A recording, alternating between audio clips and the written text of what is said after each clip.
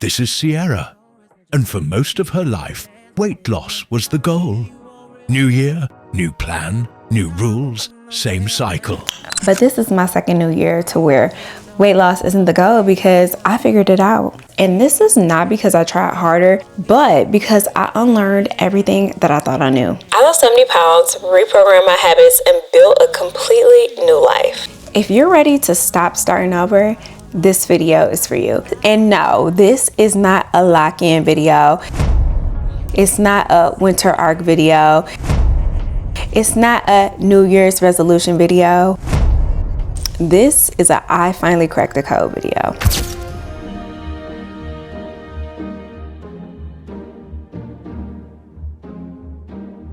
Hey guys, welcome back to my channel. My name is Sierra, and here on my channel we are all about creating a life you love. So that being said, we're gonna hop into today's video. So I'm super excited for today's video because we're gonna be talking about how you are gonna actually lose this weight in 2026. I feel like this is a common New Year's resolution for most people, and for me it was a New Year's resolution for me almost every single year of my life. No exaggeration. This is the second year in a row that this has not been my New Year's resolution. So that makes me excited and happy to speak to you guys about how you're going to actually lose the weight and how you're going to actually keep it off. I have lost 70 pounds and I have managed to keep it off for about a year and a half at this point. So that's super exciting. So today we're going to be talking about how you are going to be able to see those results. This is a common New Year's resolution for most people, and it's so easy to be fired up at the end of the year and going into the new year. Everybody gets their gym membership and they're like, yes, we're motivated, we're going to do this. But what typically happens is people usually fall off within their first few weeks of the year. And I'll give it to you, maybe the first 3 months you might be good, and then you just kind of naturally fall off as the year progresses. Now, I'm going to show you guys how you're going to get through this without falling off, because we're going to make this we're going to make this your lifestyle. You just have to adopt that kind of personality going into this journey. First, we're going to talk about what we're leaving behind in 2025. What the hell is wrong with you? Essentially, these things cannot go with you in 2026 because we are stepping into a new identity, essentially, to achieve this weight loss. So first thing that we are not taking with us is those extreme diets, the 75 hards, the no carbs, the cutting out all meat. Unless that is something that you want to do as far as like caring for the animals or something that you have to do for your health or beliefs, don't go too extreme because it's going to be hard to keep up with. Second thing that we're going to be ditching is the all or nothing attitude. It is not a black and white situation when it comes to weight loss. Everybody's body's different. You got to figure out what works for you. You got to find whatever the gray area is for you. And also that gray area, that just means balance. That just means alignment. You can't think of things of like, oh, this is good food, this is bad food, because that is going to send you into a mental state to where you're just like, I don't know what to do anymore, because people say this is good, people say this is bad. I don't know what's truly good and what's truly bad. And that's the thing. I don't truly think anything is truly good or truly bad. I think things are fun, and I think there's a time and a place to have fun foods, what people call junk food. I like to call fun food, because too much fun is not good for anybody. You might feel fun in the moment, but just think about it. Like, hey, you're going on vacation and you're going to have drinks every single day. That's fun in the moment, but when you wake up in the morning, it might not be fun with that hangover. So you got to think about too much fun isn't always good. So find your balance with your fun, and I think it'll work out for you. Next thing that we're going to be leaving behind is earning your food. I was a girl who was working out all freaking week, working out 2 times a day, going in the morning, going at lunch, going in the morning, going after work, getting on the Stairmaster 2 hours, just burning myself up so I can earn, oh, we can have pizza on the weekend, or oh, I can earn my Tiff's Treats cookies. I can earn this by just burning myself out, working extra hard. In reality, food, we have to think of it as food is fuel. It is not something that you have to earn. And like I said before, don't have an all or nothing attitude around food. And then that way, it's not like you're working out to earn your food. You're working out to make your body feel good, to make your mental feel good, to make your body be stronger. And essentially, food is just fuel in this whole equation. And I think the moment that you think about food is fuel, it'll help you with it. Next thing that we're going to be leaving behind is we're not living like fitness influencers. And I think that is so easy and that is so common to do in today's time, especially with like social media. And I by means am no fitness influencer at all. I'm just a girl who lost 70 pounds and been able to keep it off. I feel like when we watch these fitness influencers, we're watching them lift heavy weights, load themselves up with proteins. I feel like their what I eat in a day videos are so extreme and so much food. And I think for the average person, you don't need that much food. And I think that is something that messed me up in the beginning. I was feeling like I'm eating so healthy, but why am I not losing weight? And it's because I was eating like I was a fitness influencer and I was not. And to put a different kind of title on it, ask yourself, are you trying to be a bodybuilder or are you just trying to be healthy? And I think when we watch these people online, these people are typically doing activities, bodybuilder workouts. They're doing the bulking and the cutting. I think that's too much mental work to do for the average person, especially for a person who works a 9 to 5, who's busy, who has kids, who's taking care of their parents. That's too much to think about instead of just finding a balanced approach that works for you. And lastly, the last thing that we're going to be leaving behind in 2025 is going to be starting over every single Monday. I know you guys know who I'm talking about. And it's the people who are just like, all right, I done had cheat meals all weekend. We just going to start over next Monday. That's not how it works. And I'm sorry, it's just not. The more you start over every single Monday, you're going to stay in the same exact place. You're not going to see the progress that you're trying to see because you just keep starting over. And we're not doing that in 2026. So now I'm going to be introducing to you guys your new rules for 2026. I told you guys what we're leaving behind. So I'm going to be telling you guys what we're going to be adopting in 2026. So first thing we're going to be adopting is consistency over intensity. Like I said previously, usually we have this all or nothing attitude, or we just want to cold turkey things and just jump right in. I think if you are just working out for the first time, there is no reason that you should be pressuring yourself to work out extreme every single day. I say just figure out how you can begin to show up for yourself every single day, how you can incorporate movement in your body every single day, and try to just do that consistently before you think about, oh, the progressive overload, or, oh, I need to have all of these different workouts that I do every day. That is overcomplicating it for you. And I think the first thing that you need to do is learn how to build consistency with your workouts and essentially learn how to build consistency with eating. Another thing that I want you guys to adopt is learn habits that fit into your life. Like I said, it's so easy to watch these influencers and start to feel bad about yourself. Why can't I have a schedule like this? Why can't I get myself to work out every single day at 6 a.m.? And it's because you have different lives than these people. You have to fit realistically what works in your life. If you're a mom, morning workouts may not be for you. You might be a person who needs to get up early, get your kids to daycare by 6, go work out 6:30, 7 o'clock, and then head to work. You might have to figure out a schedule that works for you. If you're a person who works early and then you can go to the gym in the afternoon, you have to figure out what realistically fits into your life. If you're a person who cannot eat 6 small meals a day, figure out how you can have your 3 meals in a day. Like, you do not have to eat to see these people eat online, because essentially I think we're eating too much food anyway. That's just my opinion. Next thing that I want you to adapt if you're a girly is movement that supports your hormones. I talk about this all the time on my channel, and that is cycle syncing your movements. If you guys want to learn more about cycle syncing, I will link a video here for you guys just to learn a little bit more about it. But as you know, or you may not know, a girl, if you're still menstruating, you are having this 28-day cycle, and essentially you're a different person every week, and your body needs different food every week, and your body needs different movement every week. And it's so easy to get caught up, and you'll start to feel bad about yourself. It's because you're like, why can I go so hard in the beginning of the month, but I can't go hard at the end of the month? And I think that creates a cycle to where you begin to be in this negative headspace and you stop believing in yourself, and that's not going to do you any good essentially anyway either. So learn how to support your body with your hormones monthly. Another thing that we're going to be doing is relying on systems and not motivation. Motivation is a fickle girl. Motivation, she comes and she goes. So easy to be motivated. Like I said, right now we're in the end of the year. It's easy to be motivated to be like, I'm walking into 2026 as the best version of myself. It's so easy to vibrationally be in tune with everybody else who's thinking, all right, 2025 didn't go how I wanted it to go. go. So I want 2026 to be better.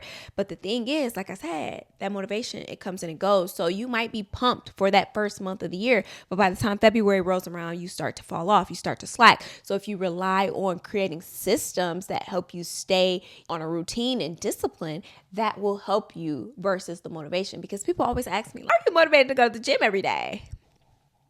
I'm not. I've created habits. I've created schedules. I've created things to know that this is what I do every day. I've made working out as a part of just my identity. It makes me feel good to work out. Now I'm to the point to where I'm at a space where I'm really just in this maintenance space. So I work out just to make myself feel good. I'm not working out to lose weight anymore. I'm working out to make sure my body is moving, to make sure I'm having good heart health. And like I said, it helps me with my mental to really make sure I'm moving my body.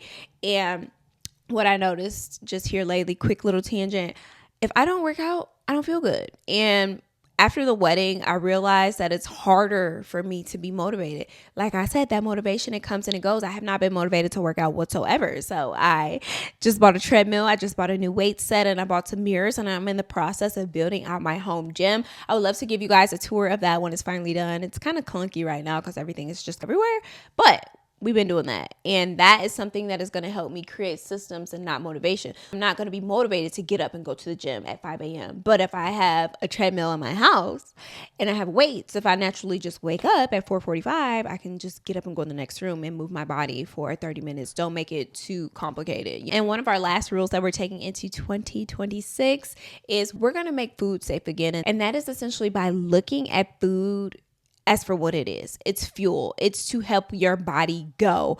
And a lot of times we hear this thing of, oh, calories in, calories out. We're worried about calories. But all calories is energy for your body to go. Whether you work out or not, your body is naturally burning calories anyway. So don't make it about the food. Make food about being fuel for your body. And if you really learn about nutrition, you'll learn what food is best for fuel at certain times of the day, certain times of the month. Even just think about, oh, if I'm craving chocolate, what does that mean? What is my body actually craving? If I'm craving salty foods, if I'm craving sweet foods, there is a way to look up what your cravings actually mean and what you might be lacking nutritionally or what you can supplement with some sort of vitamins or other supplements.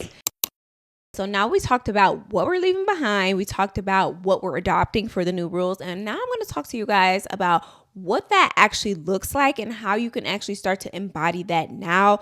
We are not at the new year right now. We're still in December. If you're watching this video live, you're watching it later, hey, just jump in where you can. But we're going to show you guys what it actually looks like to embody all of this going into 2026. First thing let's talk about is figuring out what your baseline movement is. And I was a person who was obsessed with the Stairmaster, and I'm still obsessed with the Stairmaster, but I don't feel like that's what I have to do every single day to see the scale move. I have a baseline movement of I just need to move my body for 30 minutes, whether that be on the treadmill, whether that be on a walking pad, whether that be if I go to the gym and get on the Stairmaster. If I don't have time to go to the gym, I actually just started walking at work. I just have a goal that I need to walk 30 minutes a day. And I think that is such a small, simple goal for anybody. And if you feel like walking is boring, you can even look up on YouTube. They have like guided walks, or you can do a walking away the pounds video. I'm sure they have those on YouTube as well, just to make it more interactive. It'll add a little bit more movement in there for you. And it is as simple as you just need to move your body. Like I said, your body already burns the calories. And if you move your body, you're just burning additional calories for yourself. You're creating endorphins and dopamine for yourself by moving your body, which essentially is going to make you feel better mentally. Sometimes we find ourselves in a rut, and it's simply just because we're not moving our body.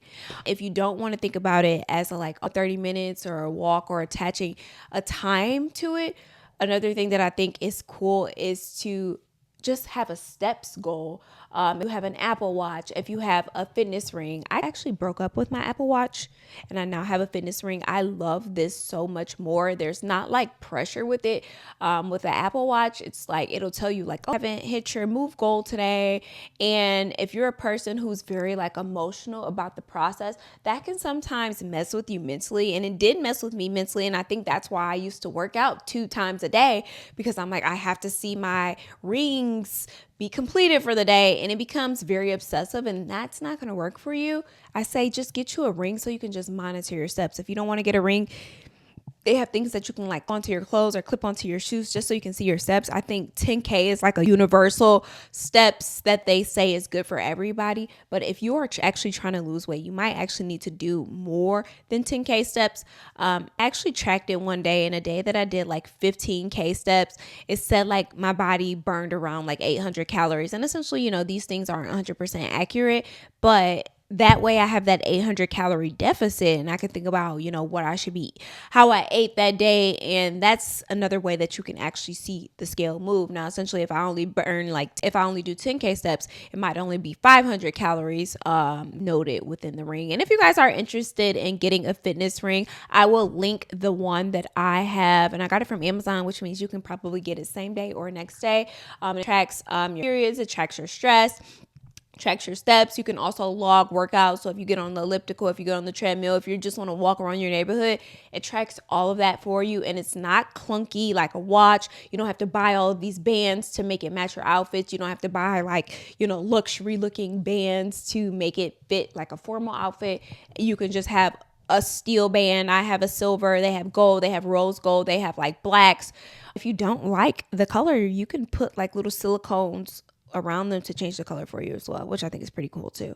So if you guys are interested, I will make sure I link that below down in my Amazon. Yeah, another way that this actually looks is to begin starting to strength train. I feel like strength training can feel very intimidating, and I think it's the number one thing that they say that you should do. Oh, you need to be lifting weights and you need to be lifting heavy. If you lift heavy weights, you don't need to do cardio. False. You always need to do cardio because cardio is good for your heart health.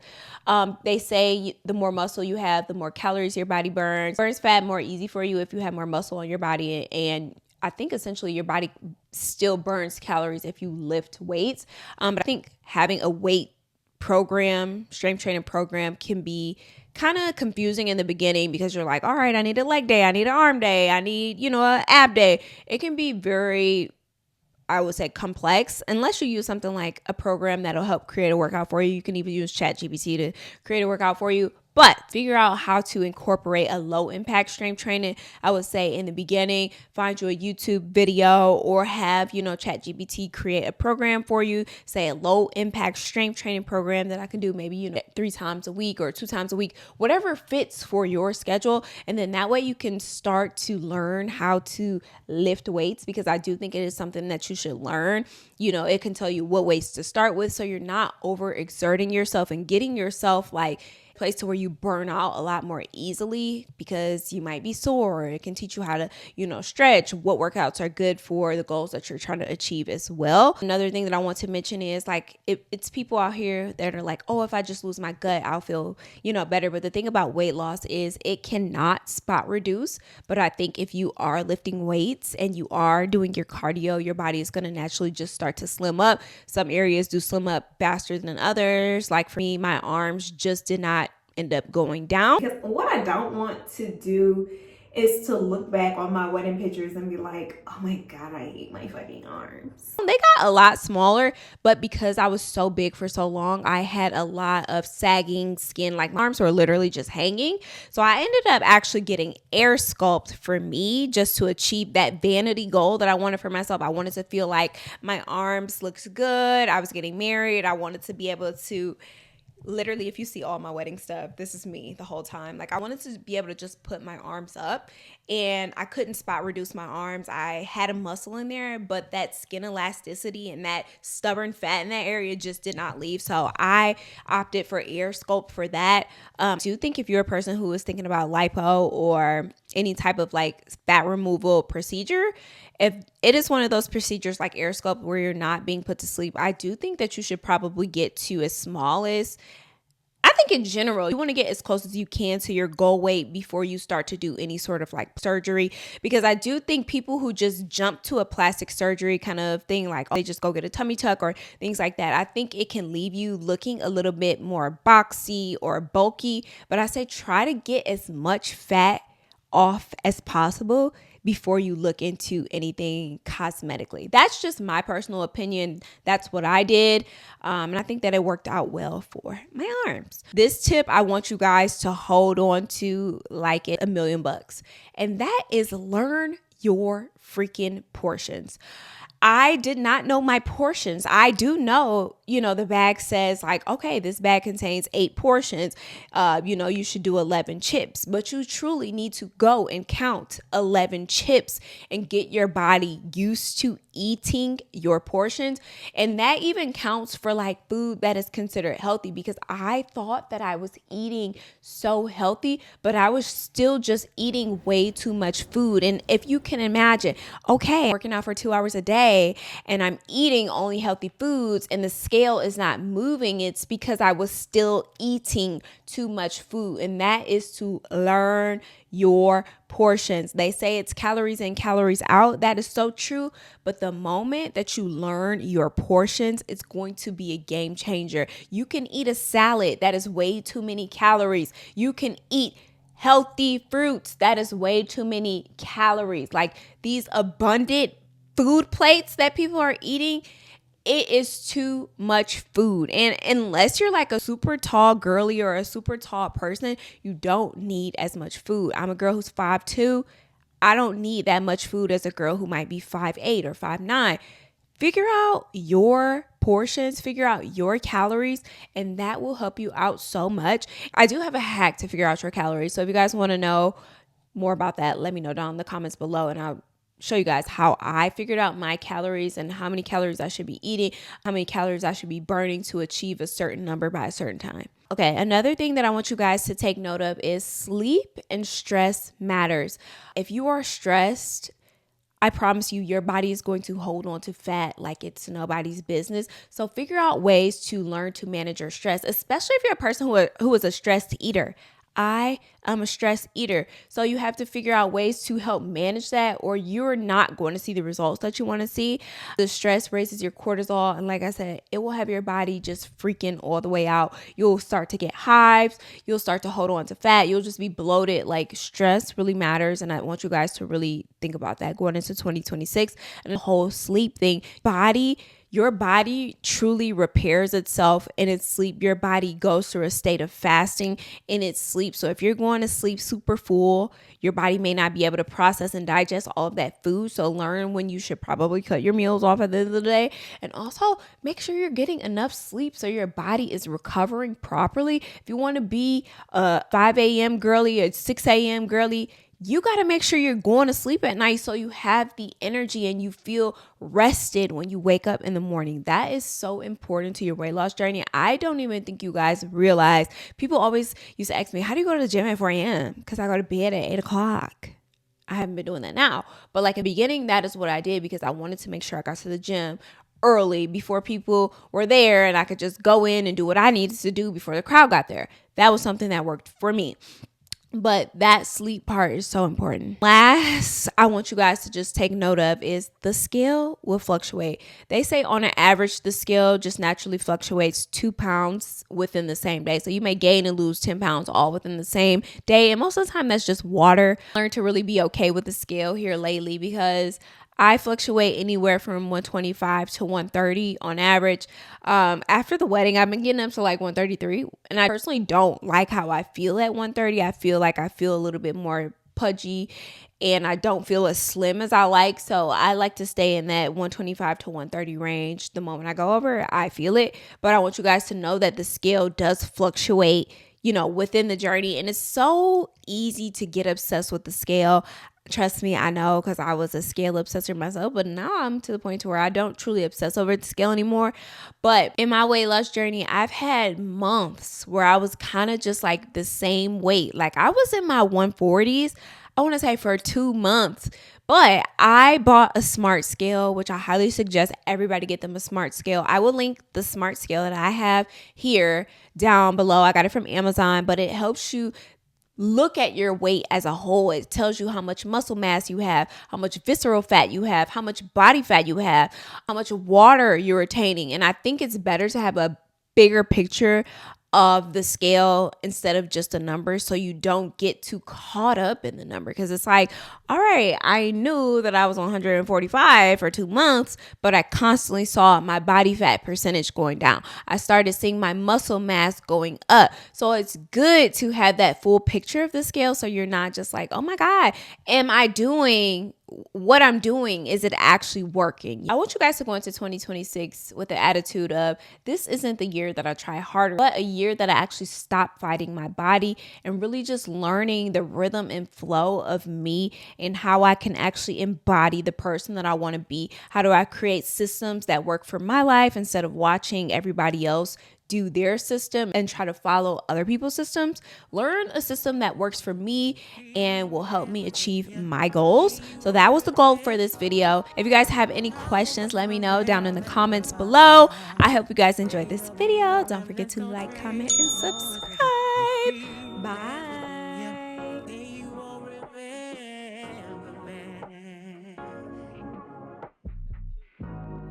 Face will be the reason I smile, but I will not see what I cannot have forever. I'll always love you. You feel the same.